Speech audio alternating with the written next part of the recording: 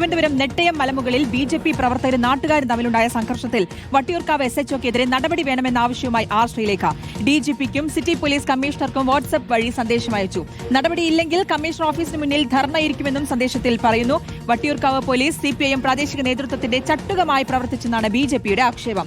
നെട്ടയം സംഘർഷത്തിന് കാരണം പോലീസിന്റെ അനാസ്ഥയെന്ന് കോൺഗ്രസ് നേതാവ് K മുരളീധരൻ ആരോപിച്ചു. പ്രാദേശിക വിഷയത്തെ പർവ്വതീകരിച്ച് സംഘർഷത്തിലേക്ക് നയിച്ചുവെന്നും K മുരളീധരൻ പറഞ്ഞു.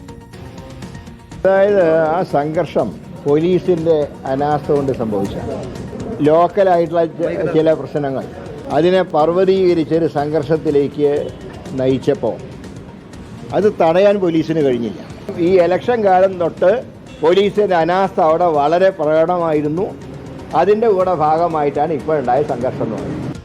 അരുൺ സോളമനുണ്ട് വിശദാംശങ്ങൾ നൽകാൻ. അരുൺ സോളമൻ, ഇതിലിപ്പോൾ K മുരളീധരൻ പറയുന്നതും പോലീസിന്റെ അനാസ്ഥയാണ് ആ സംഘർഷത്തിലേക്ക് നയിച്ചതെന്നുള്ളതാണ്. ഇപ്പോൾ ശ്രീലേഖയുടെ പരാതിയും SHOക്കെതിരെ നടപടിയെടുക്കണമെന്നുള്ളതാണ്. വിവരങ്ങൾ എങ്ങനെയാണ്?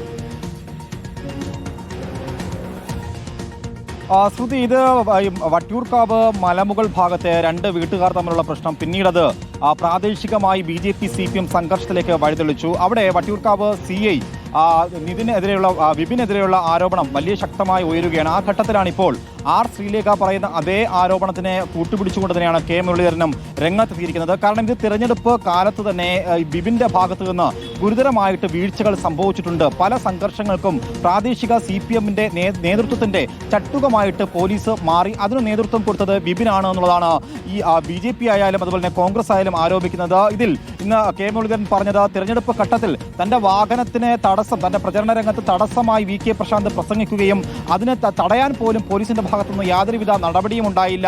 തന്റെ പാർട്ടി വളരെ ആത്മസംയമനം പാലിച്ചതുകൊണ്ട് മാത്രമാണ് അവിടെ ഒരു സംഘർഷം ഉണ്ടാകാതിരുന്നത്. പക്ഷേ ഇപ്പോൾ മലമുകളിൽ സംഭവിച്ചിരിക്കുന്ന സംഘർഷം അത് പിന്നീട് ഇന്നലെ സിറ്റി പോലീസ് കമ്മീഷണറുമായിട്ട് BJP ഈ വിഷയം പരിഹരിക്കാൻ ചർച്ച നടക്കുന്ന സമയത്താണ് ഈ എടപ്പഴിഞ്ഞിയിലുള്ള സുബ്രഹ്മണ്യ ക്ഷേത്രത്തിൽ നിന്നും 6 BJP പ്രവർത്തകരെ മ്യൂസിയം SHOയുടെ നേതൃത്വത്തിൽ ആ പ്രവർത്തകരെ പിടികൂടിയത്. അതിൽ തന്നെ ബിനു എന്ന് പറയുന്ന BJP പ്രവർത്തകന് കണ്ണിലും മുഖത്തും വളരെ ഗുരുതരമായിട്ട് പരിക്കേറ്റ് ഇപ്പോൾ മെഡിക്കൽ കോളേജിലേക്ക് മാറ്റിയ നിലവിലുള്ള സ്ഥിതിവിശേഷമാണ്. എന്തായാലും ഈ പ്രവർത്തകർക്കെതിരെ വളരെ ക്രൂരമായിട്ടുള്ള ആക്രമണമാണ് പോലീസിന്റെ ഭാഗത്തുനിന്നുണ്ടായത്. അതുകൊണ്ട് ആർ ശ്രീലേഖ ഇന്നലെ തന്നെ സിറ്റി പോലീസ് കമ്മീഷണർക്കും അതുപോലെ DGPക്കും വാട്സപ്പ് വഴി സന്ദേശം അയച്ചു.